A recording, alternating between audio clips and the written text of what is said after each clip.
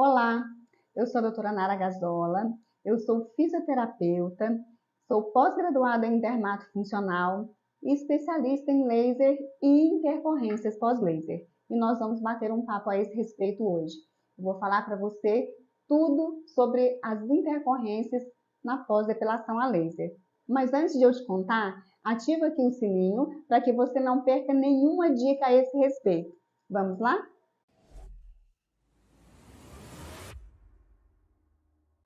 Pessoal, o que eu costumo dizer a respeito das intercorrências pós-laser é que elas são o risco do procedimento. É a primeira coisa que você, como profissional, precisa entender. Essa conversa de que, olha, toda vez que há uma intercorrência, a culpa é do profissional e a pessoa sempre precisa, né, achar alguém para ela, como se fosse pregar na cruz, né? Não é bem assim. A realidade é que o procedimento de depilação a laser ele traz alguns riscos e alguns efeitos que são transitórios, que fazem parte, né, do procedimento. Só que quando a pessoa, de repente, está no início, né, querendo implantar o procedimento, começando a trabalhar com depilação a laser, muitas coisas que acontecem, que às vezes é o esperado do procedimento, a pessoa não tem conhecimento e entra em desespero, porque é assim que a gente se sente. E acreditem, eu também já passei por isso. A primeira vez que eu me deparei com uma intercorrência, eu também não sabia o que fazer. E é por isso que eu me tornei especialista nesse assunto, porque eu tomei uma decisão. Já que eu era apaixonada por essa tecnologia e eu queria continuar com esse tratamento incrível na minha clínica, eu então decidi me especializar no assunto. Por isso, hoje, eu posso falar com propriedade. Eu trabalho com intercorrências há quase 20 anos e eu posso mostrar para você o passo a passo, o que você precisa fazer quando você se deparar com uma intercorrência no pós-laser. Por que eu digo que as intercorrências no pós-laser, né, elas são um risco do procedimento? É simples, gente. A depilação a laser, para ela funcionar, né, para ela ter eficácia, o laser ele vai gerar calor, então ele trabalha, né, por dano térmico, vai gerar um calor na pele do paciente. Então ele traz os seus riscos. Sempre vai haver o risco da queimadura, de uma foliculite pós-laser, né, das crostinhas que formam às vezes na pele. Só que assim, a gente tem como minimizar esses riscos e esses efeitos adversos. De que forma? Avaliando bem o fototipo do paciente. Então, a gente tem que entender e saber como que faz isso de uma forma fidedigna, certo? Daí você vai ajustar os parâmetros como fluência, duração de pulso, qual frequência, né, que você vai usar de repetição, se você vai fazer esse procedimento de uma forma mais lenta ou mais rápida, enfim. Então, existe uma maneira de você minimizar esses riscos, fazendo todos os ajustes no equipamento, né?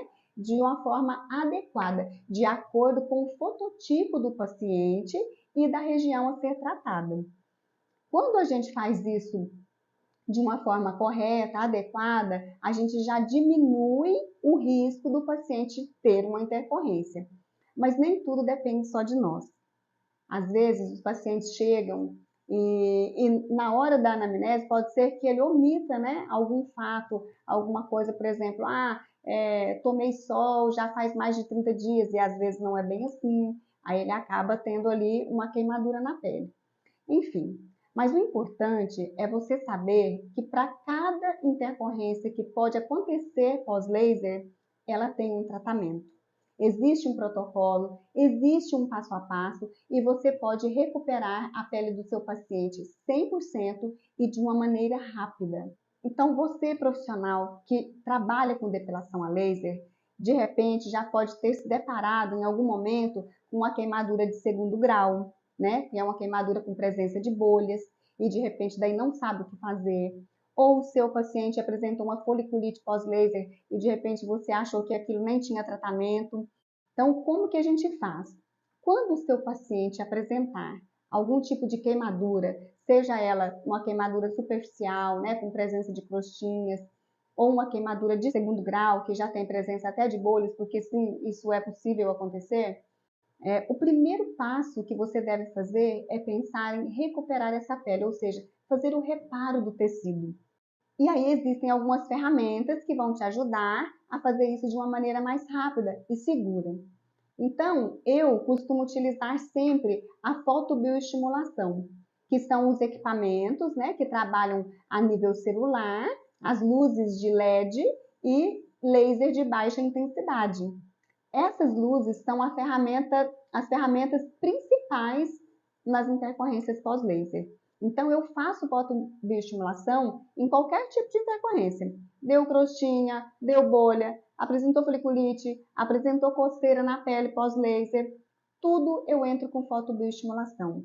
Porque essas luzes, elas têm um papel importantíssimo na cicatrização e no controle de inflamação. Então, é uma ferramenta assim que eu falo que quem trabalha com laser de alta potência deve investir no laser de baixa potência para ajudar, né, caso ocorra algum efeito ali indesejado. Somado a isso, outras coisas que a gente pode introduzir nos tratamentos da intercorrência.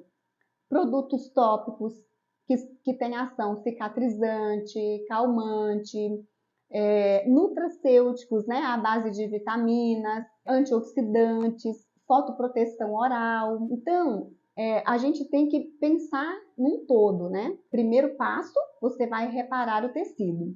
Nem precisa ficar se preocupando muito assim se o paciente vai apresentar uma hipercromia ou uma hipocromia, porque são coisas também que podem ser decorrentes, né, nas intercorrências.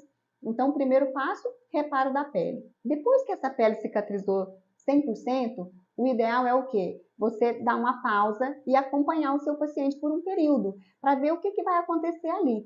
A gente não entra, por exemplo, eu fiz o reparo da pele e o paciente apresentou hipercromia e eu já vou logo entrar com despigmentante. Não. O correto é você esperar um tempo de segurança, né? Para você avaliar se essa mancha ela vai sair sozinha ou se você vai precisar de um auxílio, até pensando assim em efeito rebote de mancha, né? Então, a pele sofreu um dano térmico, sofreu uma lesão, passou por um processo inflamatório, eu não posso fazer o reparo da pele e já logo entrar com alguma coisa para despigmentar ou para estimular a melanina, no caso das hipocromias. Cada conduta tem que ser feita no seu momento, na hora certa. Depois que o seu paciente recuperou, já está com a pele 100% cicatrizada, você deu um tempo aí mais ou menos de 60 dias, ele retorna para você avaliar como está a situação da pele dele e aí sim você vai ter outra conduta. Se ficou manchado, se ficou com hipercromia ou hipo, e aí qual conduta que você vai ter ali com ele a partir desse momento. Pessoal, outro problema que pode ocorrer no pós-laser é a foliculite. E aí, tem muita gente que acha, né, que isso tem a ver com o que foi feito dentro da sala, né, na hora do procedimento, e na verdade não é. Isso não tem a ver com parametrização de laser, com o que o profissional fez ou deixou de fazer.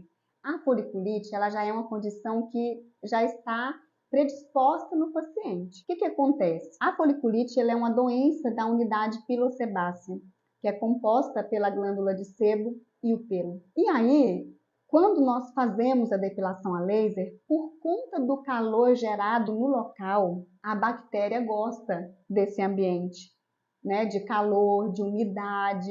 Então, ela prolifera e a foliculite fica exacerbada no pós-laser, ou seja, ela aumenta. Então, se a gente for parar para pensar, a foliculite, ela é o melhor tratamento para ela é a depilação a laser. Por quê? Se acabou o pelo, então diminui o problema. Porém, principalmente se o seu paciente estiver com a imunidade baixa, né, coisa que não tem como a gente saber, muitas vezes, quando ele chega, o que vai acontecer? Vai gerar calor, a bactéria vai se alimentar disso, né? Ela gosta desse ambiente e ela aumenta e a foliculite aparece. E aí o que acontece? Às vezes o paciente, principalmente quando ele não foi bem orientado na hora que ele foi fazer a avaliação, então ele fica assustado e o profissional muitas vezes também que não tem conhecimento ou nunca passou por uma situação dessas fica preocupado também. Então, em alguns casos, a gente precisa tratar a foliculite paralelo com a depilação a laser. Então, a gente, de novo, né, entra com fotobioestimulação, terapia ILIB, que é uma terapia maravilhosa, que ajuda inclusive, né, a aumentar a imunidade do paciente, controla a inflamação. Eu gosto bastante de usar nutracêuticos também, né, para você controlar essa inflamação de dentro para fora. E aí o paciente pode até fazer uma profilaxia por alguns meses. No meu protocolo, geralmente ele fica ali de 3 a 4 meses fazendo esse tratamento paralelo da foliculite com home care, só com produtos em casa, porque aí o que acontece? Nesse período de 3 a 4 sessões, né, que ele fez ali de laser, já teve com certeza bastante eliminação do pelo, então a chance de ele apresentar de novo a foliculite, né, ela é muito pequena. Então é muito importante isso, a gente saber, né, o que fazer quando o paciente apresenta foliculite, porque às vezes é uma coisa leve, né, que aí passa sozinho, é possível também. Mas se ele apresenta uma foliculite moderada ou grave, aí a gente precisa entrar com tratamento paralelo. Olha, uma pergunta que eu ouço, né, dos meus alunos é assim, ó, doutora Nara, você considera, né, que a falta de resultados, ela é uma intercorrência? E aí, gente, eu digo que sim. Eu considero uma intercorrência porque tudo aquilo que eu não estou esperando, né, no pós-laser, que é uma coisa assim adversa, que não é para acontecer, então para mim é intercorrência. Então tem efeitos que são efeitos transitórios e que são condizentes com o procedimento. Por exemplo, você acaba de fazer a depilação a laser, o paciente pode apresentar na pele uma hiperemia, um edema perifolicular. Então, isso significa que o laser leu aquele pelo e é um efeito que a gente até considera um efeito bom. Então, não tem problema, não é uma coisa que precisa ser tratada. Agora, para todas as outras coisas, sim.